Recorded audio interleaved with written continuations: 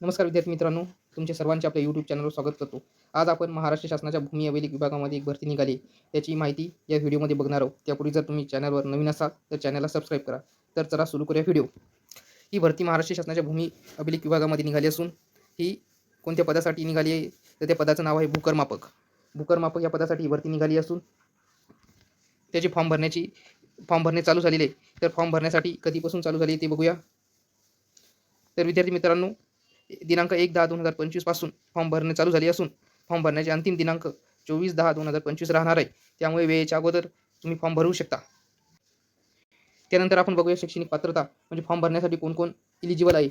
जर विद्यार्थी मित्रांनो तुम्ही जर मान्यताप्राप्त अभियांत्रिकी महाविद्यालयातील किंवा मान्यताप्राप्त संस्थेकडील स्थापत्य अभियांत्रिकी पदविका म्हणजे डिप्लोमा इन सिव्हिल इंजिनिअरिंग केलेली असेल तर तुम्ही हा फॉर्म भरू शकता. किंवा जर तुम्ही 10वी उत्तीर्ण असाल आणि तुमच्याकडे ITI 2 वर्षाचा सर्वेक्षण या ट्रेडमध्ये झालेला असेल तरी आपण हा फॉर्म भरू शकता. त्याच्यानंतर तुम्हाला मराठी टायपिंग 30 शब्द प्रति मिनिट आणि इंग्लिश टायपिंग 40 शब्द प्रति मिनिटचं प्रमाणपत्रसुद्धा लागणार आहे.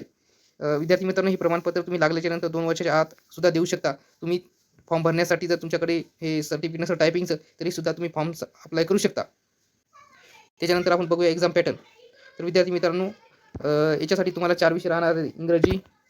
इंग्रजी एक राहणार आहे, मराठी एक राहणार आहे, सामान्य ज्ञान आणि गणित आणि बुद्धिमत्ता या 4 विषयाचे प्रत्येकी 25-25 क्वेश्चन राहणार आहेत.